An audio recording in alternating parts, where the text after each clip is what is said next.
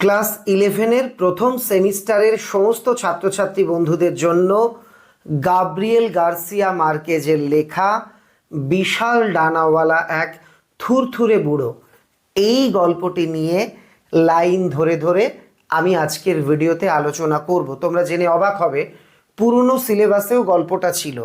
গল্পের আকৃতি এত বিশাল ছিল যে এটা নিয়ে সেই অর্থে আমাদের চ্যানেলে এখনো পর্যন্ত কোনো ভিডিও পোস্ট ছিল না। কিন্তু এবছর তোমরা এত এত এত আবদার করেছো যে আমি এই ভিডিও তৈরি না করে থাকতে পারলাম না। তবে আগেই বলেছি, যেহেতু গল্পটা অনেক বড়, তাই আমরা এটাকে দুটো পার্টে পড়াবো। আজকে প্রথম পর্ব, অর্থাৎ অর্ধেকটা পড়িয়ে দেব। একই সঙ্গে আজ তোমাদের কিছু এখান থেকে গুরুত্বপূর্ণ আসার মতো এমসিকিউ ধরবো বা বলেও দেব। তাহলে এই ভিডিওর জন্য যারা এতদিন অধীর আগ্রহে অপেক্ষা করছিলে, তারা অবশ্যই ভিডিওর নিচে কমেন্ট করে জানিও যে তোমরাও এই ভিডিওটা চেয়ে আমার কাছে কোথাও জানিয়েছিলে কিনা, আবদার করেছিলে কিনা। ভিডিও ভালো লাগলে লাইক করে দিও, আর তোমার বন্ধু বান্ধবী, তোমাদের মধ্যে যে আর কি ফেসবুক, হোয়াটসঅ্যাপ, বিভিন্ন ইনস্টার গ্রুপ আছে, সেখানে ভিডিও লিঙ্কটা শেয়ার করে দিও, যাতে সবার কাছে আমাদের বিশাল ডানাওয়ালা থুরথুরে বুড়ো এই গল্পের আলোচনাটা একদম ঠিকঠাকভাবে পৌঁছে যায়। আমরা মূল আলোচনা শুরুর আগে আমারই লেখা সম্রাট এক্সক্লুসিভ সেমিস্টার সহায়িকা ক্লাস 11-এর এই বই থেকে দেখে নেব উৎস সংক্রান্ত কিছু তথ্য। মূল স্প্যানিশ ভাষায় লেখা এই গল্প। গল্পের স্প্যানিশ নামটা হচ্ছে এই যে তোমরা দেখতে পাচ্ছ UNACNOR, এনটা দেখো একটু অন্যরকম। এই যে লম্বা নামটা দেখতে পাচ্ছ, এটা হচ্ছে এই গল্পের স্প্যানিশ নাম। এই গল্পটাকে ইংরেজিতেও অনুবাদ করা হয়েছিল। ইংরেজি আর কি গল্পের নাম, অনুদিত গল্পের নাম a very old man with enormous wings. এই স্প্যানিশ গল্পটির বঙ্গানুবাদ বা ভাষান্তর করেন মানবেন্দ্র বন্দ্যোপাধ্যায়। অর্থাৎ আমরা যে বাংলা গল্পটা পড়ছি, এটা অনুবাদ করেছেন মানবেন্দ্র বন্দ্যোপাধ্যায়। বাংলা গল্পের নাম বিশাল ডানাওয়ালা এক থুরথুরে বুড়ো। এই অনুদিত গল্পটা, মানে এই বাংলা গল্পটা, এ শহরে কোনো চোর নেই ও অন্যান্য গল্প, এই যে নাম, এই নামক গল্প সংকলনের অন্তর্ভুক্ত। গল্পের লাইন ধরে এবার আলোচনা করব। তার আগে একটা গুরুত্বপূর্ণ তথ্য জানাই। এই গল্পটা কোন ক্যাটাগরির জানো? আমি ধরো তোমাকে বললাম, এটা কি ভূতের গল্প, এটা কি হাসির গল্প, এটা কি রহস্য গল্প, এটা কি প্রেমের গল্প? এই গল্পের শ্রেণী কি? এটা ম্যাজিক রিয়ালিজম, অর্থাৎ জাদু বাস্তবতা ধর্মী গল্প, যেখানে তুমি বাস্তব কিছু ঘটনাক্রম জানতে পারবে, আবার কিছু ম্যাজিক্যাল মোমেন্ট, কিছু অদ্ভুত ঘটনাও তুমি দেখতে পাবে। তাহলে কথা আর একটুও বাড়াবো না, সরাসরি চলে যাচ্ছি মূল গল্প আলোচনাতে। গল্প বিশাল ডানাওয়ালা এক থুরথুরে বুড়ো, লিখেছেন গাব্রিয়েল গার্সিয়া মার্কেজ। বৃষ্টির তৃতীয় দিনে ওরা বাড়ির ভেতর থেকে এতই কাঁকড়া মেরেছিল যে পেলাইওকে ভিজে একসা উঠোন পেরিয়ে গিয়ে সেগুলোকে সমুদ্রে ছুঁড়ে ফেলে দিতে হয়েছিল। টানা বৃষ্টি চলছে। বৃষ্টির তৃতীয় দিনের ঘটনা। ওরা, এখানে ওরা বলতে পেলাইও আর তার স্ত্রীর কথা বলা হয়েছে। পেলাইও একজন ব্যক্তি আর তার স্ত্রী, এরা দুজনে মিলে বাড়ির ভেতর থেকেই প্রচুর পরিমাণে কাঁকড়া, জলজ প্রাণী বিশেষ যেগুলোকে আমরা কাঁকড়া মাছও বলে থাকি, এগুলো মেরেছিল, মানে ধরেছিল। এত পরিমাণে ধরেছিল, তারপর সেই কাঁকড়াগুলোকেই ভিজে একসা, ভিজে একসা মানে ভিজে একাকার, একদম ভিজে চুপু চুপু, এই রকম উঠোন পেরিয়ে গিয়ে সমুদ্রে ছুঁড়ে ফেলে দিতে হয়েছিল। আরও স্পেসিফিকভাবে বললে তোমরা বুঝতে পারবে, পেলাইওদের বাড়ি ছিল একদম সমুদ্রের সামনে, উঠোন পেরোলেই সমুদ্র। তাই তাদের বাড়িতে প্রচুর পরিমাণে কাঁকড়া উঠছিল বৃষ্টির সময়, তারা সেগুলো মারছিল। বৃষ্টির তৃতীয় দিনে সেই কিছু কাঁকড়া যেগুলো তারা অলরেডি মেরেছে, সেগুলো পেলাইওকে ছুঁড়ে ফেলতে যেতে হয়েছিল? কেন? এটা কিন্তু খুব একটা গুরুত্বপূর্ণ এমসিকিউ হতে চলেছে। কারণ সারা রাত ধরে নবজাত শিশুটির ছিল জ্বর, আর ওরা ভেবেছিল জ্বর হয়েছে ওই পচা বদ গন্ধটার দরুন। সারা রাত ধরে তাদের নবজাত, সদ্য জন্মেছে এমন, মানে একদম বাচ্চা, তাদের বাচ্চা শিশুর অত্যন্ত জ্বর হয়েছে।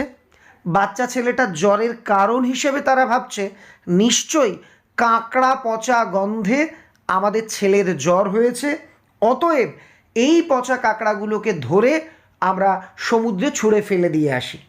মঙ্গলবার থেকেই সারা জগৎ কেমন বিষণ্ণ হয়ে আছে। অর্থাৎ সহজভাবে বলতে গেলে মঙ্গলবার থেকেই গোটা জগৎ, গোটা পৃথিবী যেন ভারাক্রান্ত, দুঃখী। দেখবে বৃষ্টি আসার আগে আকাশটা কেমন অন্ধকার হয়ে আসে, ভার ভার হয়ে আসে, এই রকম মঙ্গলবার থেকেই সারা জগৎ কেমন যেন বিষণ্ণ হয়ে আছে। সমুদ্র আর আকাশ, তুমি যদি সামনে সমুদ্রের দিকে তাকাও কিংবা আকাশের দিকে তাকাও, দুটোই দেখে মনে হচ্ছে যেন হয়ে উঠেছে এক ছাই ধূসর বস্তু। ছাই ধূসর মানে ছাইয়ের মতো ধূসর বর্ণের কি যেন একটা হয়ে গেছে। আকাশও ছাই রঙের, অর্থাৎ মেঘে ভরা। সমুদ্রও কিন্তু যেন দেখে মনে হচ্ছে ছাই ধূসর কোনো একটা বস্তু। আর বেলাভূমির বালি মার্চের রাত্রিরে যা ঝকঝক করে গুঁড়ো গুঁড়ো আলোর মতো, এখানে বেলাভূমি কি সমুদ্রের তীর বা সমুদ্রের পাড়, সেখানে যে বালি থাকে, এখানে লেখকের বর্ণনা অনুযায়ী সেই বেলাভূমির বালি মার্চ মাসে যেন গুঁড়ো গুঁড়ো আলোর মতো চকচক করে, কিন্তু সেই বেলাভূমির বালি হয়ে উঠেছে কাদা আর পচা খোলক মাছগুলোর এক ভাপে সেদ্ধ হওয়া দগদগে স্তূপে। এর মানে কি? খোলক মাছ বলতে যে মাছগুলোর খোলক বা খোসা থাকে, এখানে কাঁকড়া মাছও বলা যেতে পারে। অন্য সময় যে বেলাভূমির বালিকে খুব সুন্দর দেখায়, এখন এই খোলক মাছগুলো ভাপে সিদ্ধ হয়ে, অর্থাৎ প্রচুর পরিমাণে মরার ফলে কোনো কিছু ভাপে সেদ্ধ হওয়া মানে কি, বিরিয়ানি যেমন দমে দেওয়া হয় ওই রকম ভাপে সেদ্ধ হয়ে গিয়ে খোলক মাছগুলো জড়িয়ে জড়িয়ে সেই বেলাভূমির বালিগুলো একটা আর কি স্তূপে পরিণত হয়েছে। কিসের স্তূপে পরিণত হয়েছে? একটা দগদগে স্তূপে পরিণত হয়েছে। দুপুরবেলাতেই আলো এমন দুর্বল যে পেলাইও যখন কাঁকড়াগুলোকে ছুঁড়ে ফেলে দিয়ে বাড়ি ফিরছিল, তার পক্ষে দেখাই মুশকিল ছিল উঠোনের পেছন কোণাটায় কি একটা ছটফট করে নড়তে নড়তে কাতরাচ্ছে। পেলাইও তাহলে কখন এই মাছ কাঁকড়াগুলোকে ফেলতে গেছিল? দুপুর বেলাতে। কিন্তু দুপুর বেলাতেই গোটা জগৎ অন্ধকার হয়ে রয়েছে, কারণ ওই বললাম আকাশের মুখ ভার। কারণ কি? ওই মেঘে আকাশ পুরো কালো হয়ে রয়েছে। পেলাইও মাছগুলো ফেলে যখন বাড়িতে ফিরছে, সে কিন্তু দেখেনি যে তার উঠোনের পেছন দিকটাতে কি যেন একটা ছটপট করছে, নড়ছে, কাতরাচ্ছে। তাকে খুব কাছে গিয়ে তবেই দেখতে হয়েছিল যে এক বুড়ো, খুবই থুরথুরে বুড়ো, কাদার মধ্যে মুখ গুজে উপুর হয়ে শুয়ে আছে। বুড়োটা কাদার দিকে মুখ করে ভুট হয়ে উপুর হয়ে শুয়ে আছে, আর প্রচণ্ড সব চেষ্টা সত্ত্বেও কিছুতেই উঠতে পারছে না। কেন বুড়োটা উঠতে পারছিল না? কারণ তার দুই বিশাল ডানায় কেবলই বাধা পাচ্ছে। সেই দুঃস্বপ্ন দেখে আঁতকে উঠে পেলাইও ছুটে চলে গেল এলিসেন্দার কাছে। একটু আগেই বলেছি পেলাইও স্ত্রী বা বউ হলো এলিসেন্দা। পেলাইও এই দৃশ্য দেখে, যে একটা থুরথুরে বুড়ো, খুব বয়স্ক একজন ব্যক্তি, অথচ তার ডানা আছে, এটাকে দেখে পেলাইও তো আঁতকে ওঠে। এ যেন তার কাছে এক দুঃস্বপ্ন।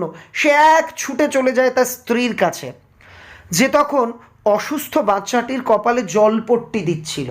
তার স্ত্রী তখন বাচ্চার জ্বর হয়েছে, বাচ্চার মাথাতে আর কি ন্যাকড়া ভিজিয়ে ভিজিয়ে জলপট্টি দিচ্ছিল। তোমরা দেখবে জ্বর হলে এখনও কিন্তু আমাদের মায়েরা কপালে জলপট্টি দিয়ে দেয়। আর পেলাইও তাকে ডেকে নিয়ে গেল উঠোনের পেছন কোণা। এসো এসো, উঠোনের পেছন দিকটায় যাবে, দেখো কি একটা দেখেছি, মানে এই রকম ব্যাপার। পড়ে থাকা শরীরটার দিকে তাকিয়ে তারা কেমন হতভম্ব হয়ে চুপচাপ দাঁড়িয়ে রইল। পেলাইও এলিসেন্দা দুজনে গেছে, দুজনে হাঁ করে দেখছে, এটা কি কি দেখছি?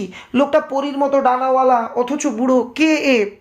বুড়োর পরনে ন্যাকড়া কুড়োনির পোশাক, অর্থাৎ এই বুড়োর গায়ে কিন্তু খুব চমকালো জাঁকজমকপূর্ণ পোশাক নয়, একদম ছেঁড়া নোংরা ন্যাকড়া কুড়োনিদের মতো পোশাক।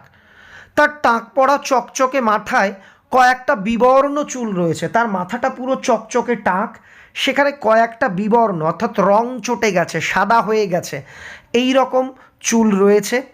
ফোগলা মুখটায় খুবই কম দাঁত, তার দাঁত পড়ে গেছে, অর্থাৎ অনেক বয়স্ক, খুব অল্প, হয়তো একটা দুটো দাঁত আছে। আর এককালে যদি তার কোনো জাঁকজমক থেকে থাকতো, এখন সেই ঝোড়ো কাকের প্রপিতামহের মতো করুণ দশা, সে জাঁকজমক একেবারে উধাও করে দিয়েছে। বলছে এই লোকটাকে দেখে এমনই মনে হয়, যদিও বা এর শরীরে এখন তো কোনো গ্ল্যামার নেই, কোনো এককালে তার জাঁকজমক থেকে থাকতো, তবে কাকের প্রপিতামহ, প্রপিতামহ মানে ঠাকুরদার বাবা, তার মানে ঝোড়ো কাকের প্রপিতামহের মতো করুণ দশা, ঝড়ে উড়ে আসা কাকের ঠাকুরদার বাবার মতো করুণ দশার কারণে সেই জাঁকজমকও একেবারে উধাও হয়ে গেছে।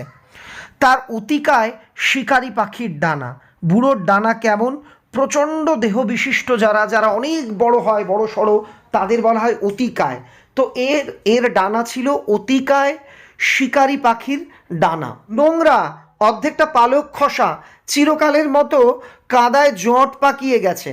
ওরা তার দিকে এতক্ষণ ধরে খুব কাছ থেকে হাঁ করে তাকিয়েছিল যে পেলাইও ও এলিসেন্দা খানিক বাদেই তাদের প্রথম চমকটা জয় করে নিল, বরং শেষটায় তাকে বেশ চেনা চেনাই ঠেকলো।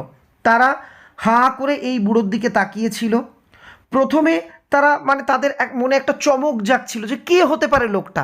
খানিকক্ষণ এই বুড়োকে দেখবার পর তারা আর কি প্রথম চমকটা জয় করে নেয়।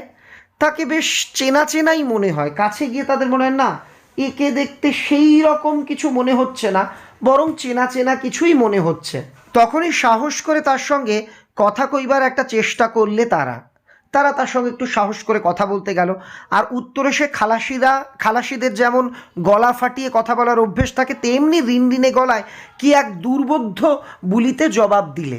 এটার মানে কি, এবার ওরা কাছে গিয়ে অনেকক্ষণ তাকিয়ে থেকে দেখলো যে না, লোকটাকে চেনা চেনাই মনে হচ্ছে।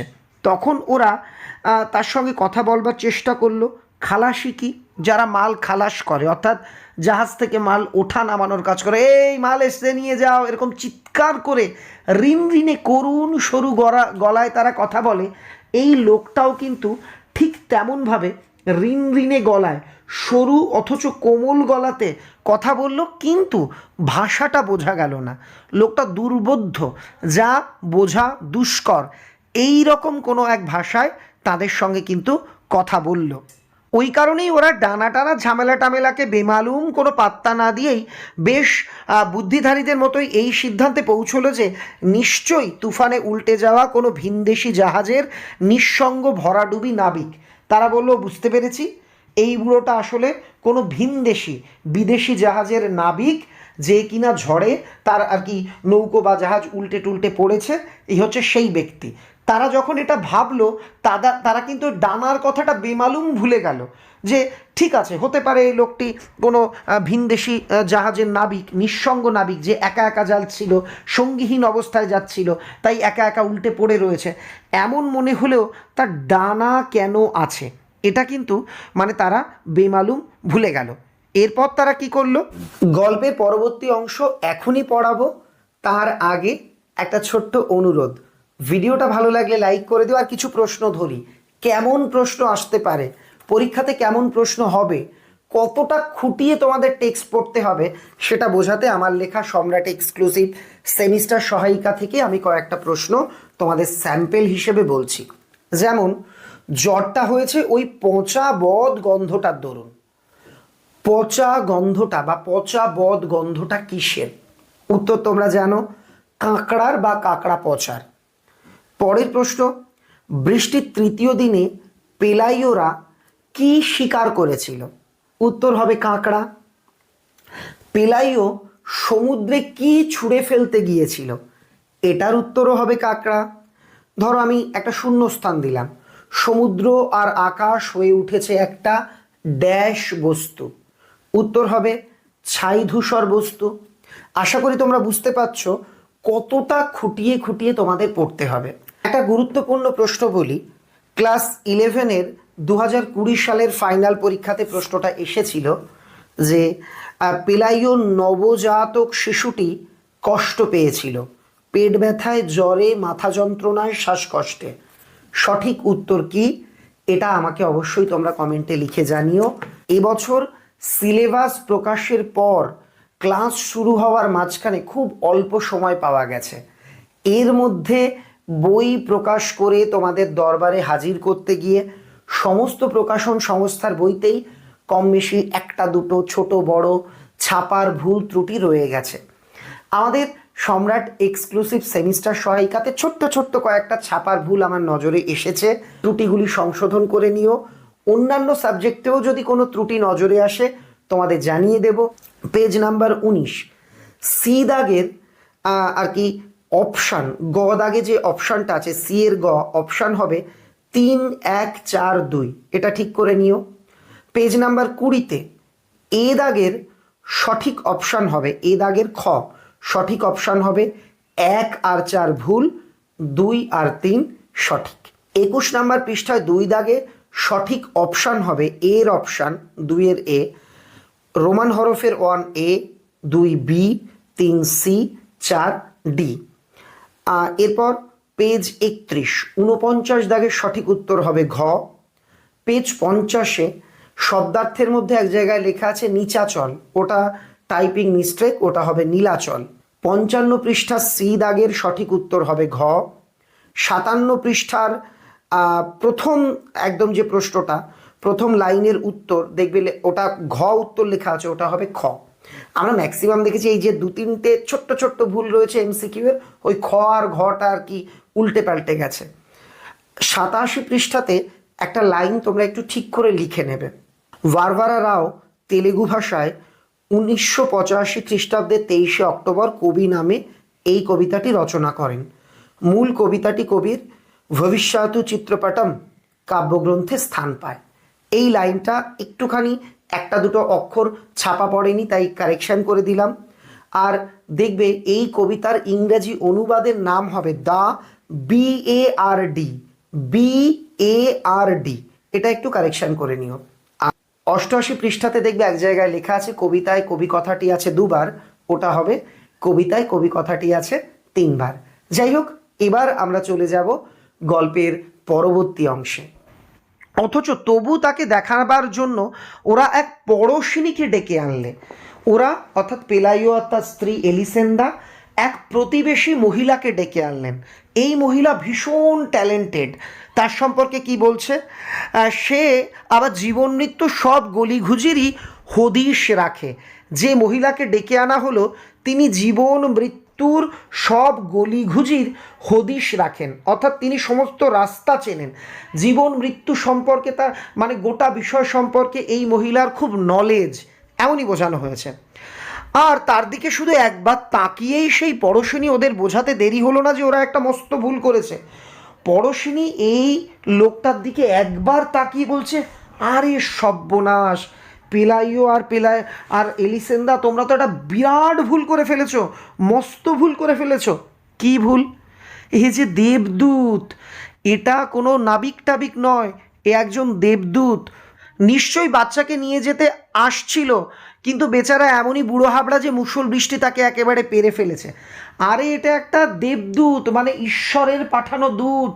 তোদের বাচ্চার ওই যে জ্বর, ওকে নিয়ে যেতে এসেছিল, ওই বাচ্চাকে মেরে ওকে একদম হেভেন, স্বর্গে বা ঈশ্বরের কাছে নিয়ে যাবে বলে এসেছিল। কিন্তু এই দেবদূত এতই বুড়ো হাবড়া যে মুষলধারায় বৃষ্টি, প্রবল বৃষ্টিপাত তাকে একেবারে পেড়ে ফেলেছে। অর্থাৎ মুষলধারায় বৃষ্টি তাকে একেবারে জড় বস্তুতে পরিণত করেছে, সে আর উঠতে পারছে না। পরদিনই সবাই জেনে গেল যে পেলাইওদের বাড়িতে এক রক্ত মাংসে জ্যান্ত দেবদূতকে কয়েদ করে রাখা হয়েছে। পরের দিন এই ঘটনাটা কখন ঘটলো? দুপুরবেলাতে পেলাইও আর কি যখন কাঁকড়া ফেলতে গেল, তার পরের ঘটনাক্রম। ঠিক এর পরের দিন সবাই জেনে গেল যে পেলাইওদের বাড়িতে এক রক্ত মাংসের জ্যান্ত দেবদূতকে কয়েদ করে রাখা হয়েছে। জ্ঞানে ঝুনো ওই পড়শিনীর বিচার বুদ্ধিকে কোনো পাত্তা না দিয়েই তার কাছে তখন দেবদূত মাত্রই কোনো স্বর্গীয় ষড়যন্ত্রের পালিয়ে বাঁচা নিদর্শন। তার মানে জ্ঞানে ঝুনো, মানে আমরা বলি না ঝুনো নারকেল, মানে একদম পাকা নারকেল, জ্ঞানে পোক্ত পাকা ওই পড়শিনী, ওই প্রতিবেশী মহিলার মতামতকে পাত্তা না দিয়েই তারা মনে করলো এই দেবদূত কোনো স্বর্গীয় ষড়যন্ত্রের নিদর্শন, অর্থাৎ এই দেবদূতকে স্বর্গ থেকে ষড়যন্ত্র করে পাঠানো হয়েছে। কি ষড়যন্ত্র? ওদের বাচ্চাকে নিয়ে যাওয়ার ষড়যন্ত্র।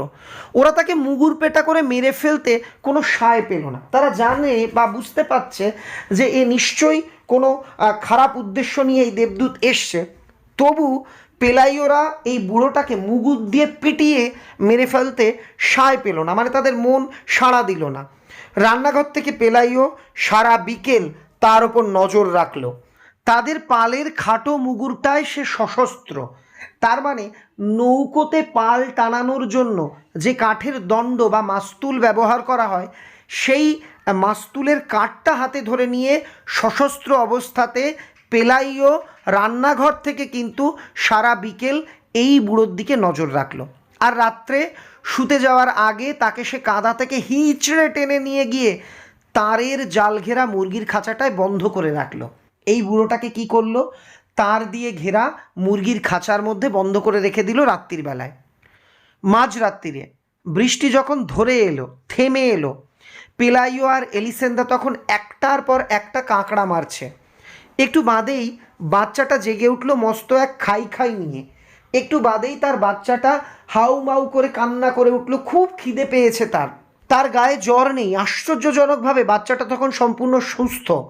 তখন ওরা একটু দরাজ দিল হয়ে উঠল, ঠিক করলো যে এই দেবদূতকে ওরা 3 দিনের উপযোগী টাটকা জল আর খাবার দাবার দিয়ে ভেলায় করে বার দরিয়ায় তার নিয়তির কাছে ছেড়ে দিয়ে আসবে। মাঝরাত্রিরে যেদিন আর কি এই দেবদূতকে পাওয়া গেল, সেই দিন মাঝরাত্রিরে তাদের বাচ্চা ছেলেটা, তাদের নবজাত শিশু সম্পূর্ণ সুস্থ হয়ে উঠল। সে খুব খিদের ভাব নিয়ে কান্না করে উঠল। এতে কি হলো? উন্মুক্ত হৃদয়, দিল খোলা হয়ে উঠল পেলাইও আর এলিসেন্দা। তারা ভাবলো না, এ ভালো দেবদূত, এ আসার ফলে আমাদের বাচ্চাটা সুস্থ হয়েছে, একে আমরা মারবো না, একে 3 দিনের উপযোগী খাবার দাবার দিয়ে একে ভেলায় করে আমরা মাঝ সমুদ্রে ভাসিয়ে দেব, এর নিয়তির কাছে ঠিক ভেসে চলে যাবে। কিন্তু উষার প্রথম আলো ফোটা মাত্র যখন ওরা উঠোনে গিয়ে হাজির হলো, ওরা দেখতে পেল পুরো পাড়াটাই মুরগির খাঁচার সামনে দাঁড়িয়ে দেবদূতকে নিয়ে মজা করছে, রঙ্গ তামাশা করছে, কারুর মধ্যে কোনো সম্ভ্রম বোধ নেই। ভোরবেলাতে পেলাইও আর এলিসেন্দা ভাবলো, যাই দেবদূতকে ধরে নিয়ে আমরা ভেলায় করে খাবার দাবার দিয়ে ভাসিয়ে দিই। কিন্তু তারা গিয়ে দেখলো, ওমা, তাদের গোটা পাড়ার লোকজন এই মুরগির খাঁচার সামনে গিয়ে এই দেবদূতকে নিয়ে নানা রকম রঙ্গ তামাশা করছে। কারোর মধ্যে, অর্থাৎ যে দর্শকরা রয়েছে তাদের কারোর মধ্যে কিন্তু কোনো সম্ভ্রমবোধ, অর্থাৎ সম্মান বা মর্যাদা দেওয়ার যে আর কি সৌজন্যতা, সেই সব নেই। তারের মধ্যে থেকে তারা আর কি তাকে ছুঁড়ে ছুঁড়ে খাবার দিচ্ছে। সে যেন আদপেই কোনো অতি প্রাকৃতিক জীব নয়, এ যেন কোনো অতি প্রাকৃতিক জীব নয়, বরং যেন এক সার্কাসের জন্তু। আমরা সার্কাসের জন্তুকে দেখলে যেমন তারের ভেতর থেকে খাবার ছুঁড়ে ছুঁড়ে মারি, এই দেবদূতকে দেখে পাড়ার লোকেরাও কিন্তু ঠিক সেই রকম আর কি আচরণ করতে লাগলো। সকাল 7টার আগেই পাদ্রে গনসাগা এসে হাজির। এলাকার পাদ্রি যিনি, তিনি সকাল 7টার আগেই এসে হাজির। পাদ্রি মানে খ্রিস্টান ধর্মযাজক। কেন? এই অদ্ভুত খবরে বেশ শঙ্কিত হয়েই হন্তদন্ত হয়ে তিনি ছুটে এসেছেন। অর্থাৎ পাদ্রি যেই শুনেছেন একজনের বাড়িতে রক্ত মাংসের দেবদূত পাওয়া গেছে, এই খবরে শঙ্কিত হয়ে হন্তদন্ত হয়ে তিনি ছুটে এসেছেন। ততক্ষণে ভোরবেলাকার দর্শকদের মতো অত রংবাজ নয় এমন দর্শক এসে হাজির হয়েছে। মানে ভোরবেলার দর্শকগুলো ছিল রংবাজ মানে এখানে বোঝানো হয়েছে অত্যন্ত মাত্রা ছাড়া আর কি অভদ্র বা দায়িত্বজ্ঞানহীন, তাদের বলা হয় রংবাজ। তো এই রকম রংবাজ নয়, এখন একটু বেশ ভালো মাপের দর্শকরা এসেছে। তারা কি করছে? তারা বন্দির ভবিষ্যৎ নিয়ে নানা রকম জল্পনা কল্পনা আর কি করতে শুরু করে দিয়েছে। তাদের মধ্যে সবচেয়ে সরল লোকটা ভেবে ফেলেছে যে একে সারা জগতের পুরো পিতা নাম দেওয়া উচিত। দর্শকদের মধ্যে যে সবচেয়ে সরল, যে যার হৃদয়ে কোনো ঘোরপ্যাচ নেই, সেই লোকটা ভাবলো না, এই দেবদূতকে সারা জগতের পুরো পিতা, অর্থাৎ এই গোটা সংসারের পুরোপিতা বা বিশ্বের অধীশ্বর, এইটা করে দেওয়া উচিত। তারপর অন্যরা কি ভাবছে দেখো, অপেক্ষাকৃত কঠিন হৃদয়ের লোকেদের মনে হলো যে একে 5 তরা সেনাপতির পদে উন্নীত করে দেওয়া হোক, যাতে সে সব যুদ্ধবিগ্রহ জিতিয়ে দিতে পারে। একটু যার মনটা ওই সরল লোকের থেকে একটু কঠিন, সে বলল এই দেবদূতকে 5 স্টার সেনাপতি বা আর্মি তৈরি করে দেওয়া হোক, তাতে উন্নীত আপগ্রেড করে দেওয়া হোক, তাহলে সমস্ত যুদ্ধ এ আমাদের জিতিয়ে দিতে পারবে। কিছু কিছু দূরদর্শী লোক মনে করলেন তাকে দিয়ে যদি পৃথিবীতে কোনো ডানাওয়ালা জাতির জন্ম দেওয়া যায়, তবে সে জাতি হবে জ্ঞানে গুণে সবার সেরা, আর তারাই তখন বিশ্ব ব্রহ্মাণ্ডের দায়িত্ব নেবে। এই দর্শকদের মধ্যে যারা একটু দূরদর্শী বা বিচক্ষণ লোক ছিলেন, তারা বললেন এই বুড়োটাকে দিয়ে আমাদের পৃথিবীতেও যদি ডানাওয়ালা জাতির সৃষ্টি করা যায়, আমরা নিশ্চিত সেই জাতি বিদ্যা বুদ্ধি সব দিক থেকে উঁচু হবে এবং তারাই গোটা বিশ্ব ব্রহ্মাণ্ডের দায়িত্ব নিজের হাতে তুলে নেবে। কিন্তু পাদ্রে গোনসাগা যাজক হওয়ার আগে এক হট্টাকট্টা কাঠুরে, পাদ্রে গোনসাগা অর্থাৎ ধর্মযাজক পাদ্রি গোনসাগা যার নাম, তিনি এই পাদ্রি হওয়ার আগে ছিলেন একজন মস্ত বড় হট্টাকট্টা কাঠুরে। কাঠুরে মানে তোমরা জানো যারা কাঠ কেটে সংসার চালায়, তো পাদ্রে গোনসাগা আর কি যাজক হওয়ার আগে একটা বড় মাপের কাঠুরে ছিল। তারের বেড়ার পাশে দাঁড়িয়ে তিনি মুহূর্তে জেরা করবার জন্য প্রশ্নোত্তরের সব ভেবে নিলেন আর ওদের বললেন দরজাটা খুলে দিতে। তিনি বললেন দরজা খুলে দাও। তারের বেড়ার সামনে দাঁড়িয়ে তিনি মনে মনে ভাবলেন, আমি এই ডানাওয়ালা বুড়োকে এই প্রশ্ন জিজ্ঞেস করলে আমি বুঝতে পারবো এ দেবদূত নাকি অন্য কিছু। তিনি মুহূর্তে জেরা করবার জন্য প্রশ্নোত্তর সব ভেবে নিলেন আর ওদের বললেন দরজাটা খুলে দিতে, যাতে ভেতরে গিয়ে কাছ থেকে তিনি এই হতশ্রী করুণ লোকটাকে দেখে নিতে পারেন, যাকে তখন এই ভ্যাবাচাকা খাওয়া মন্ত্রমুগ্ধ মুরগির ছানাগুলির মধ্যে এক অতিকায় জরাজীর্ণ মুরগির মতো দেখাচ্ছিল। যখন গোনসাগা ঢুকলেন, তখন মুরগির খাঁচার অন্যান্য মুরগিদের মধ্যে একটা বড় আকৃতির মুরগির মতো লাগছিল দেখতে এই ডানাওয়ালা লোকটাকে। সে শুয়ে আছে এক কোনায়, খোলা ডানাগুলো সে শুকোচ্ছে রোদ্দুরে, চারপাশে ছড়িয়ে আছে ফলের খোসা আর ছোট হাজারির উচ্ছিষ্ট। ছোট হাজারি মানে ব্রেকফাস্ট, সকালবেলায় যে আমরা জলখাবার খাই তার উচ্ছিষ্ট, অর্থাৎ সকালবেলার দর্শকেরা এই ব্রেকফাস্ট খেয়ে তার টুকরো এঁটো সেইগুলো তারের মধ্যে থেকে এই দেবদূত বা এই ডানাওয়ালা বুড়োর দিকে ছুঁড়ে মেরেছিল। তো কি দেখা যাচ্ছে যে ভোরবেলার দর্শকরা যেসব তাকে ছুঁড়ে দিয়েছিল। পাদ্রে গোনসাগা যখন মুরগির খাঁচার মধ্যে ঢুকে পড়ে তাকে লাতিনে সুপ্রভাত জানালেন, জগতের ধৃষ্টতা আর ঔদ্ধত্য তার অচেনা বলে সে তার প্রত্নপ্রাচীন চোখ তুলে গুনগুন করে কি একটা বললে তার ভাষায়। পাদ্রে গোনসাগা খাঁচার মধ্যে গেল আর এই ডানাওয়ালা লোকটাকে তিনি ল্যাতিন ভাষাতে সুপ্রভাত জানালেন।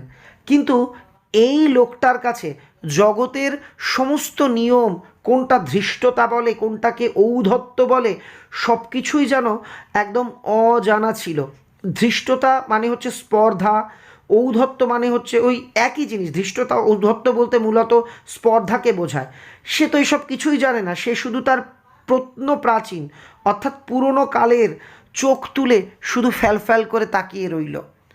এ যে এক জোচ্চোর ফেরেববাজ, আরে এ তো কোনো আর কি দেবদূত টেবদূত নয়, এ এক প্রবঞ্চক, ঠগ, এ এক প্রতারক। এ বিষয়ে এ তল্লাটের যাজনপল্লীর এই পুরুতটির মনে প্রথম সন্দেহ দানা বেঁধে উঠেছিল। অর্থাৎ যাজকদের পাড়া, খ্রিস্টান যাজকদের পল্লীর, যাজনপল্লীর পুরুত বলতে হিন্দু পুরোহিত বোঝায়, কিন্তু এখানে যাজনপল্লীর পুরোহিত বলতে এই যাজকটির মনে প্রথম সন্দেহ দানা বেঁধে উঠল। যাজনপল্লীর পুরুত অর্থাৎ পাদ্রে গোনসাগার মনে সন্দেহ দানা বাঁধল মূলত দুটি কারণে। এক, এই যে ব্যক্তি যার ডানা আছে, যাকে দেবদূত বলা হচ্ছে, এ তো ঈশ্বরের ভাষা অর্থাৎ ল্যাটিন ভাষা বোঝেই না। আর দুই, ঈশ্বরের উজির নাজির অর্থাৎ ঈশ্বরের মন্ত্রী।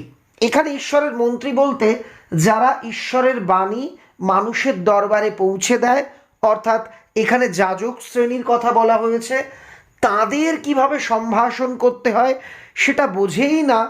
এই দুটো কারণ দেখে নিশ্চিত হয়ে গেল পাদ্রে গোনসাগা এ আর যাই হোক কোনো মতেই দেবদূত নয়। তারপর তিনি খেয়াল করে দেখলেন যে খুব কাছ থেকে নজর করলে তাকে বড্ড বেশি মানুষ মানুষ দেখায়। তার গা থেকে বেরোচ্ছে খোলামেলার এক অসহ্য গন্ধ। তার ডানাগুলোর পেছন দিকে গজিয়েছে নানা রকম পরভৃত, আর তার প্রধান পালকগুলোর সঙ্গে দুর্ব্যবহার করছে পার্থিব সব হাওয়া। এই জায়গাতে অনেকগুলো বিষয় তোমাকে বুঝতে হবে। এখানে পরভৃত কথার অর্থ হলো কাক, কিন্তু এখানে কাক অর্থে ব্যবহার করা হয়নি। কথাটা বোঝানো হয়েছে এই যে দেবদূত, তাকে খুব কাছের থেকে দেখলে বড্ড মানুষ মানুষ দেখাচ্ছে, এর গা থেকে বিচ্ছিরি গন্ধ আসছে, এর পালকে অনেক পরভৃত বলতে এখানে আর কি পরজীবী উকুন বা পোকা এইগুলো গজিয়েছে, আর বাতাস আসলে তার পালকগুলো দুলছে। দেবদূতের সগর্ব মর্যাদার সঙ্গে তুলনা করা যায় এমন কিছুই তার নেই। তারপর তিনি মুরগির খাঁচা থেকে বেরিয়ে এলেন এবং ছোট্ট একটি কথামৃত আউড়ে অর্থাৎ বলে কৌতূহলীদের হুঁশিয়ার করে দিলেন। তিনি একটা কথামৃত আওড়ালেন। আওড়ানো মানে হচ্ছে বারবার বলা বা আবৃত্তি করে শোনানো। অর্থাৎ এখানে সহজভাবে তোমাকে বুঝিয়ে বলি, কথামৃত বলতে এখানে বাইবেলের উদ্ধৃতির কথা বলা হয়েছে। তিনি খাঁচার থেকে বেরিয়ে এসে বাইবেলের একটা কোটেশন বলে তিনি সবাইকে বোঝালেন বা হুঁশিয়ার করে দিলেন ছলনাকারী সাদাসিধে অকপট লোক হওয়ার ঝুঁকি কতটা। তিনি ওদের মনে করিয়ে দিলেন যে রোমান ক্যাথলিকদের হুল্লোড় উৎসবে এসে কৌশলে আচমকা ল্যাং মেরে দেওয়ার একটা বদ অভ্যেস আছে শয়তানের, যাতে অসাবধানীদের সে বেকায়দায় ফেলে দিতে পারে, বিপথে নিয়ে যেতে পারে। তিনি যুক্তি দিয়ে বোঝালেন যে ডানা যদি বাজ পাখি আর উড়োজাহাজের তফাৎ নির্ধারণ করে নেওয়ার কোনো আবশ্যিক উপাদান না হয়, তবে দেবদূতের শনাক্ত করার বেলায় ডানার গুরুত্ব তো আরোই কম। তাহলে তিনি প্রথমে কি বললেন, রোমান ক্যাথলিকরা যখন উৎসবে আমোদে প্রমোদে মত্ত থাকে তখন অনেক সময় দেখা গেছে সাদাসিধে বা অতি সাধারণ বেশ ধারণ করে শয়তান এসে তাদের ল্যাং মেরে ফেলেছে, অর্থাৎ তাদের বিপদে ফেলেছে, তাদের ক্ষতি করেছে। এই কথার দ্বারা তিনি বোঝাতে চাইলেন সাদাসিধে চেহারা দেখেই সবসময় এটা ভাবা যাবে না এ অসহায় বা এ অন্য কিছু, এ শয়তানও হতে পারে। তিনি আরও যুক্তি দিয়ে বোঝালেন, আচ্ছা দেখো, উড়োজাহাজেরও পাখা আছে, বাজ পাখিরও পাখা আছে, অর্থাৎ পাখা আছে বলে বাজ পাখিটা যেমন উড়োজাহাজ হয়ে যেতে পারে না, উড়োজাহাজও বাজ পাখি হতে পারে না। বাজ পাখি আর উড়োজাহাজের মধ্যে পার্থক্য নির্ণয় করতে পাখা বা ডানার গুরুত্ব একেবারে নেই। তাহলে সেই ডানার গুরুত্ব কারো আছে বলে, সেই ডানা কারো আছে বলে তাকে দেবদূত বলে দেওয়া, এটাও একেবারেই অনৈতিক বা ভুল কথা। এ সত্ত্বেও তিনি কথা দিলেন তিনি তার বিশপকে একটি চিঠি দেবেন, যাতে বিশপ তার গির্জাশাসিত পল্লীর আর্চ বিশপকে লিখতে পারেন, আর তিনি তারপর লিখতে পারেন সর্বোচ্চ মহান্তকে, যাতে উচ্চতম আদালত থেকে সর্বাধিনায়কের চূড়ান্ত রায়টি পাওয়া যায়। পাদ্রে গোনসাগা বললেন, আমার মতে এই লোকটা শয়তান ফেরেববাজ, এ দেবদূত টেবদূত না, তবুও আমি বিশপকে একটি চিঠি লিখব, এর ব্যাপারে জানতে চাইব যে এ আসলে কে। যদি তিনি উত্তর না দিতে পারেন, বিশপ আর্চ বিশপকে চিঠি লিখবেন। আর্চ বিশপও যদি এই ব্যক্তির প্রকৃত পরিচয় না জানাতে পারেন, তবে সর্বোচ্চ মহান্ত তার কাছে চিঠি লেখা হবে। সেখান থেকেই, অর্থাৎ তিনি আমাদের ধর্মের সর্বাধিনায়ক, তিনি উচ্চতম আদালত, অর্থাৎ আমাদের ধর্মের একদম supreme court, head of the department, তার কাছ থেকে চূড়ান্ত রায় আমরা জানতে পারবো যে এই ব্যক্তি বা এই যাকে দেবদূত ভাবা হচ্ছে সে আসলে কে। তার বিচক্ষণতা, দূরদর্শিতা সকলে গিয়ে পড়ল বন্ধা সব হৃদয়ে। বন্দি দেবদূতের খবর এত দ্রুত ছড়িয়ে পড়ল যে কয়েক ঘন্টা বাদেই এক বড় হাটবাজারের ব্যস্ততা আর শোরগোল উঠল উঠোনে। আর ভিড়কে সরিয়ে দেওয়ার জন্য ডাকতে হলো সঙ্গীন সমেত সেনাবাহিনীকে, নইলে বাড়িটা তারা প্রায় ধসিয়েই দিত। এই হাটবাজারের এত জঞ্জাল ঝাঁট দিয়ে দিয়ে এলিসেন্দার সিদ্ধারা যেন দুমড়ে গিয়েছে। শেষটায় তার মাথায় খেলে গেল। কি খেলে গেল? আরে উঠোনের চারপাশে বেড়া দিয়ে সকলের কাছ থেকে দর্শনী বাবদ, টিকিট বাবদ 5 সেন্ট করে চাওয়া যেতে পারে। $1কে 100 ভাগ করলে যেটা হয় তাকে বলে 1 সেন্ট। তো এই রকম যদি আমি টাকার হিসেব করি, 1 টাকাকে 100 ভাগ করলে হয় 1 পয়সা, তার মানে 5 পয়সা। আর ওই দেশের হিসেবে ডলারকে ভাগ করে 5 সেন্ট। সেটা করে এলিসেন্দা ভাবলো আমি যদি দর্শনী নিই কেমন হবে।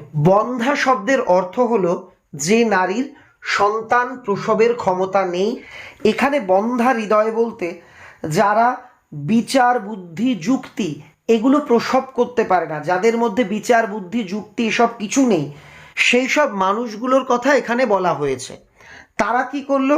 তারা এসে ভিড় করতে লাগলো পেলাইও এলিসেন্দাদের বাড়িতে।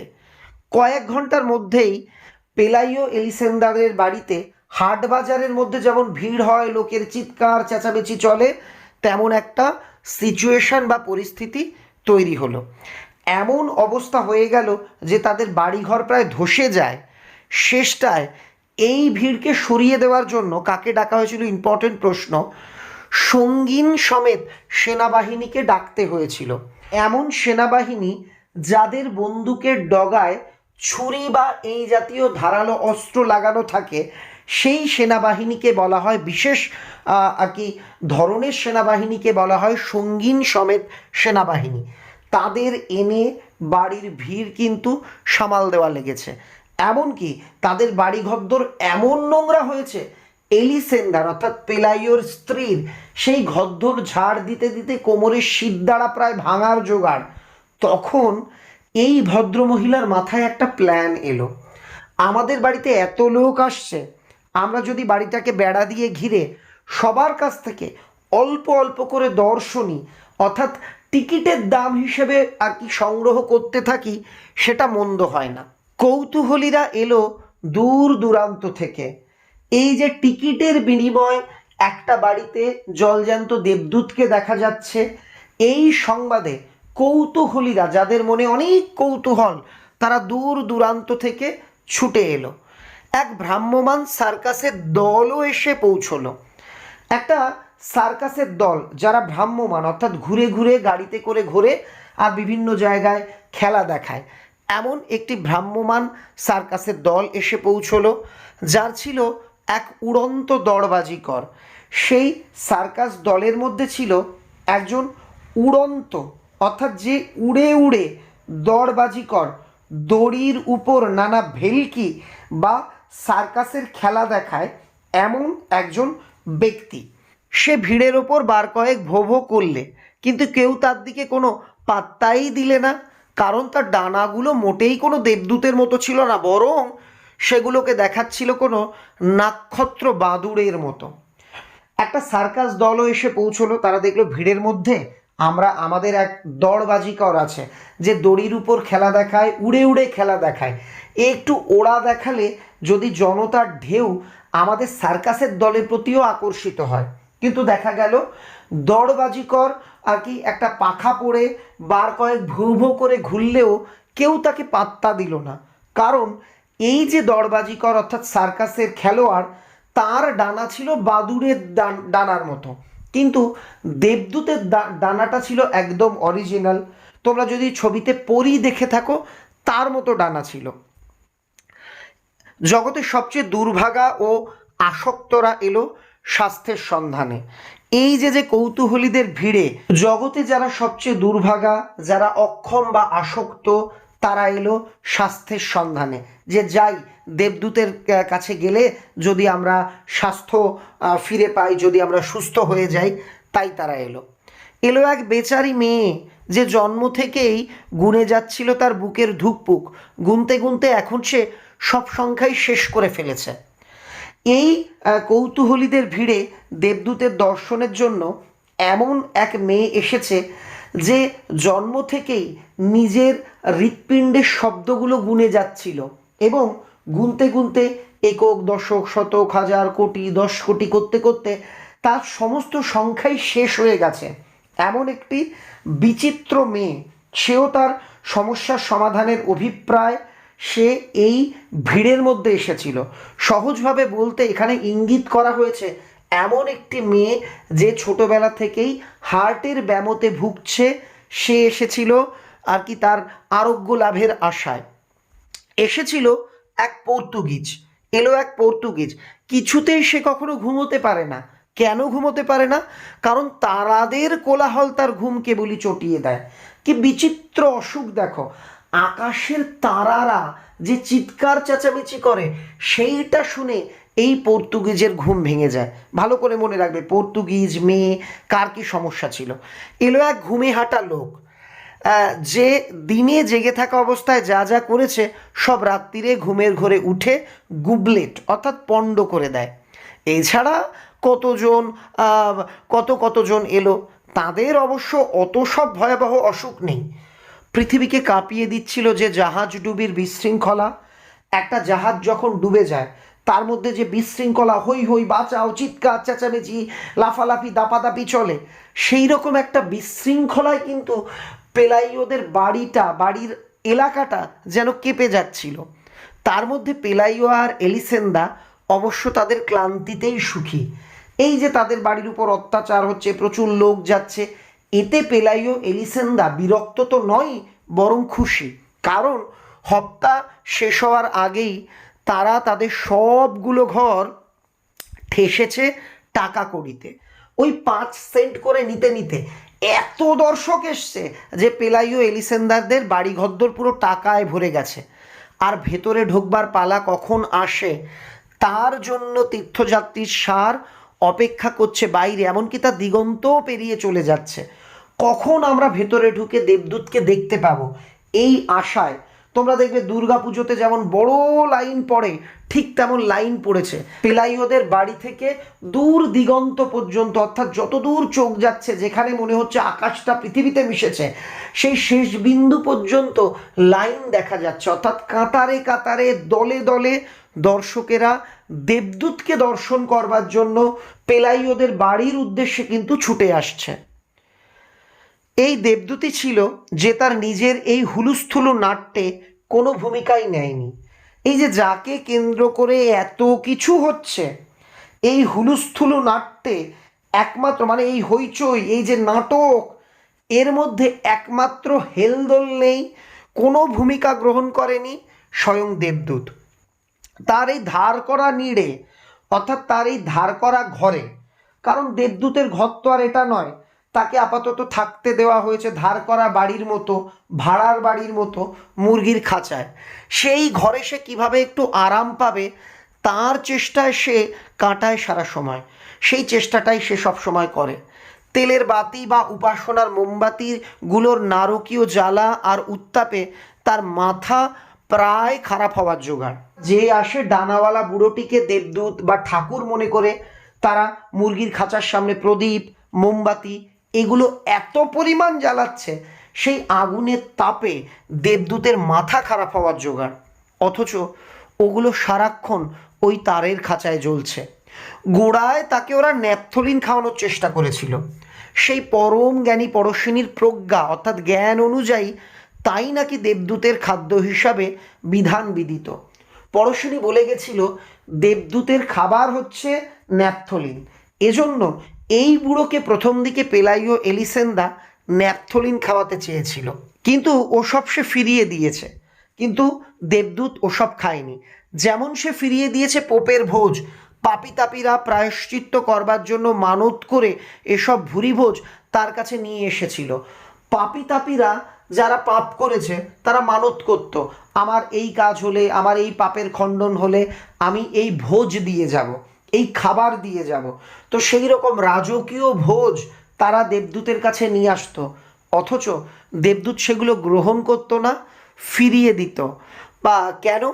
আর তারা কখনোই এটা বুঝে উঠতে পারেনি যে বেগুন ভর্তা ছাড়া আর কিছুই খায় না। তারা এটা বুঝতে পারেনি যে দেবদূত শুধুমাত্র বেগুন ভর্তা এইটাই খায়, আর এ বাদে কিছুই খায় না। বেগুন ভর্তা হচ্ছে বেগুন পুড়িয়ে বা সেদ্ধ করে তেল লঙ্কা দিয়ে যে মাখাটা করা হয় সেটাকে বলে বেগুন ভর্তা। বুড়ো তাহলে কি খেত, আর কোন খাবার সে ফিরিয়ে দিয়েছে, পড়শিনীর মতে কোন খাবার দেবদূতের জন্য, এগুলো থেকে কিন্তু এমসিকিউ আসতেই পারে। বেগুন ভর্তা ছাড়া আর কিছুই খায় না। সে একজন দেবদূত বলে, নাকি ফোগলা দাঁতের এক থুরথুরে বুড়ো বলে? মানে কেউ বুঝতে পারেনি এই ব্যক্তি কেন বেগুন ভর্তা ছাড়া আর কিছু খায় না। এর দুটো পসিবিলিটি হতে পারে, দুটো সম্ভাবনা হতে পারে। এক, সে থুরথুরে বুড়ো, তার দাঁত নেই, তাই সে ওই বেগুন ভর্তা খায়। অথবা দেবদূত বলে সে বেগুন ভর্তা খায়। তবে একমাত্র অতি প্রাকৃত শক্তি হলো তার ধৈর্য। মোস্ট ইম্পর্টেন্ট একটা লাইন, দেবদূতের অতি প্রাকৃত শক্তি কি, মানে এই লোকের মধ্যে অলৌকিক কোনো ক্ষমতা কেউ দেখেনি। তবে যদি বলা যায় এর মধ্যে সবচেয়ে অলৌকিক বা আশ্চর্যজনক মানে শক্তি কি, সেটা হলো তার ধৈর্য।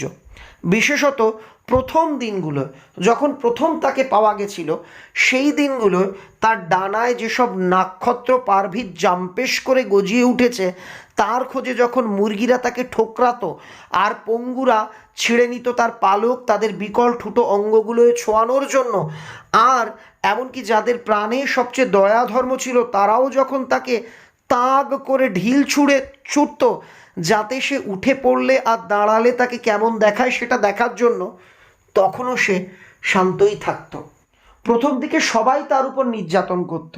এক, তার ওই বলেছি যে ডানা, সেই ডানায় পোকা গজিয়েছে, সেই পোকাগুলো খাওয়ার জন্য মুরগির খাঁচার মুরগিরা তার গায়ে ঠোকরাতো, তখনও সে চুপ থাকতো। আবার কখনো কখনো পঙ্গুরা এসে জোর করে তার পালক টেনে টেনে ছিঁড়ে নিত। কেন? তাদের ঠুটো অঙ্গ, কেউ হয়তো হাঁটতে পারছে না, কারো হয়তো হাতটা ঠিক নেই, তারা ভাবতো ওই পালকগুলো ছোঁয়ালে বুঝি ঠিক হয়ে যাবে। তবুও দেবদূত কিন্তু কোনো প্রতিবাদ করতো না। এমনকি যাদের প্রাণে অত্যন্ত দয়া ধর্ম, তারাও দেবদূতকে তাগ করে, অর্থাৎ দেবদূতের দিকে টিপ করে আর কি ছুঁড়ে মারত ঢিল। কেন? যে এই দেবদূত বা এই ডানাওয়ালা বুড়ো উঠে দাঁড়ালে তাকে কেমন দেখায় সেটা দেখবার জন্য। সব ক্ষেত্রেই কিন্তু দেবদূত শান্ত থাকত। একবার মাত্র যেবার তারা তাকে উস্কিয়ে তাতিয়ে দিতে পেরেছিল, সে তখনই যখন তার পাঁশটা পুড়িয়ে দিয়েছিল তপ্ত লোহায়, যা দিয়ে ছ্যাঁকা লাগিয়ে বলদের গায়ে মার্কা দিত। কারণ সে এতক্ষণ কেন ঝিম মেরে নিশ্চল পড়েছিল যে তারা ভেবেছিল যে বুঝি মরেই গিয়েছে। একবার দেবদূত সারাদিন ঝিম মেরে পড়ে রয়েছে, সবাই ভাবলো দেবদূত বুঝি মারা গেছে। তখন তারা কি করলো, একটা তপ্ত লোহা, আগুনে পোড়ানো টকটকে লাল করা লোহা নিয়ে দেবদূতের গায়ে ছ্যাঁকা দিয়ে দেবদূতের একটা পাশ পুড়িয়ে দিয়েছিল।